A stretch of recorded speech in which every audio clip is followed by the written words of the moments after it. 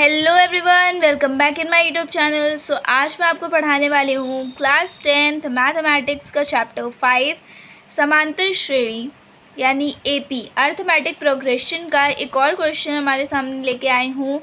और ये क्वेश्चन जो है इसमें पूछा गया है कि क्या समांतर श्रेणी 11, 8, 5, 2 का एक पद माइनस का 150 यानी कि 150 है। ठीक है, तो ये हमें एक श्रेणी दी गई है, समांतर श्रेणी। समांतर का मतलब होता है कि दोनों पदों के बीच का अंतर जो हो वो समान होना चाहिए। ठीक है, तो ये जो समांतर श्रेणी दी गई है इसका एक पद जो है वो माइनस का 150 है। ठीक है, ये हमें पता लगाना है कि क्या इसमें में से इस श्रेणी का कोई पद माइनस का 150 है या नहीं है। ये हमें पता लगाना है कि है कि नहीं है। ठीक है, तो देखते हैं कि इसको हम कैसे करेंगे। तो मैंने आपको बताया था कि अगर आपको ए और डी यानी कि प्रथम पद और सार्वंतर पता है तो फिर आप उसको आसानी से सॉल्व कर सकते हो। ठीक है, तो ए यानी कि प्रथम पद और ए होता है आपका श्रेणी का पहला पद, यानी कि ये 11 जो है ये ए है यानी प्रथम पद है। तो ए इक्वल्स टू 11। अब डी यानी कि कॉमन डिफरेंस या बोल सकते हैं सार्वांतर। तो इसका फॉर्मूला मैंने आपको बताया था A2 minus A1 equals to, यानी कि 8 में से 11 जाएगा। ठीक है, तो 8 माइनस 11 इक्वल्स टू, अब छोटे में से बड़ा गया है तो माइनस का 3 यहाँ पर आंसर आ जाएगा। ठीक है, अब हमको ये पता करना है कि माइनस का 150 जो है वो इस समांतर श्रेणी का कोई भी पद है या नहीं है। ठीक है, तो कैसे पता करेंगे।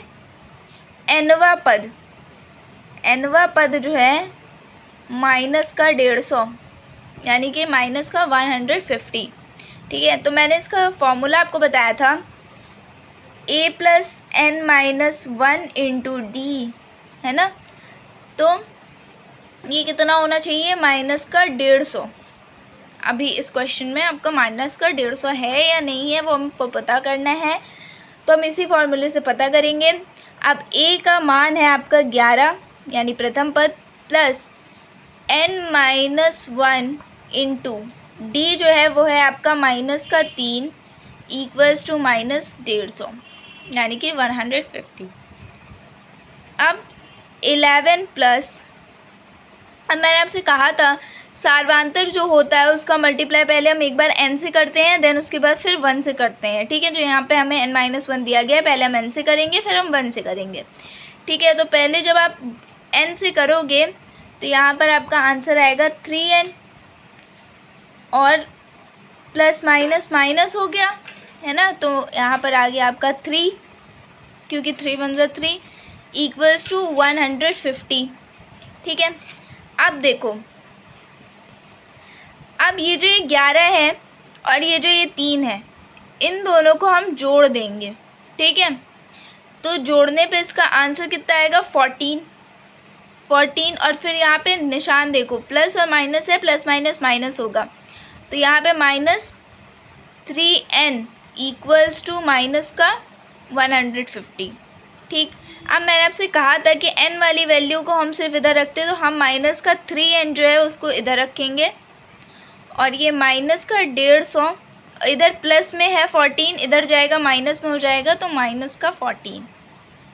ठीक, अब यहाँ पर माइनस की 3n इक्वल्स टू माइनस का 164, क्योंकि माइनस माइनस प्लस होता है, ये दोनों को हम जोड़ देंगे।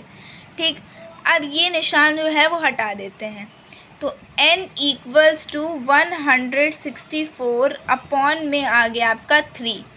ठीक है, इसको आप सॉल्व करोगे तो इसका आंसर नहीं आएगा।